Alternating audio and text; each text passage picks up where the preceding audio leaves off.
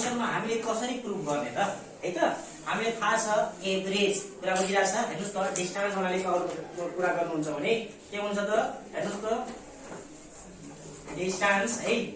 travel बराबर के हुन जान्छ त हेर्नुस् त यस बराबर के हुन जान्छ त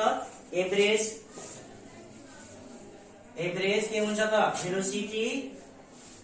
है त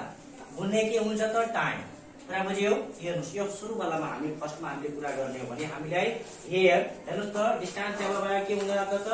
एभरेज भेलोसिटी इन्टु के छ त टाइम टेकन हामीले थाहा छ कि हामीले भर्खरै एभरेज भेलोसिटी बराबर कति निकालेको थियो त हेर्नुस् त सबैभन्दा ध्यान दिएर सुन्नु होला हामीले के गरेको थियो त u plus v by 2 गुणे के थियो त t निकालेको थियो कुरा बुझिरहेछ एकदम ध्यान दिएर सुन्नु होला है अब यसमा हामीले कुरा गर्ने हो भने सुन्नु होला u को त u नै हुन्छ हैन प्लस हामीले थाहा छ कि v बराबर के छ त u plus at इक्वेसन फर्स्टमा हामीले के निकालेको थियो त v बराबर u plus at त्यो v को ठाउँमा कति राख्ने हो हामीले हेर्नुस् त v को ठाउँमा कति राख्ने u plus at कुरा बुझिरहेछ u plus के निकाल्ने हो at अपन चाहिँ के हुन्छ त 2 अनि t जस्ताको त्यस्तै कुरा बुझिरहेछ यतिसम्म त बुझ्यो अब हामीले कुरा गर्नुहुन्छ भने u र u 2u कुरा बुझिरहेछ अनि त्यसपछि के हुन जान्छ प्लस at है अपन 2 गुणे t जस्ताको त्यस्तै यतिसम्म बुझ्यो अब हेर्नु त यसलाई हामीले के गर्ने छुट्टा छुट्टै पार्ने 2u है यो u छ ल 2u यो t है त कुरा बुझिरहेछ अथवा यसरी पनि गर्दा हुन जान्छन् तिनीहरुलाई यसरी पनि गर्दा हुन्छ जे बुझ्नुस् है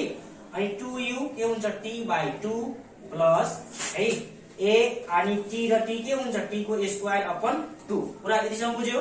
अब लास्टमा हेर्नुस् त यसलाई हामीले काट्न मिल्छ लास्टमा हामीले के गरेर गइरा छौं यस यस यस है यस पुरा बुझिरा छ अब हेर्नुस् त के हुन जान्छ यस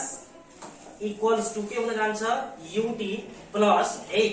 at स्क्वायर अपन 2 यसलाई हामीले के रिअरेन्ज गर्न सकिहाल्छ यस बराबर के हुन जान्छ ut प्लस हाफ at को स्क्वायर त्यो इक्वेसन के छ त के छ भन्नुस् त थर्ड इक्वेसन अफ मोसन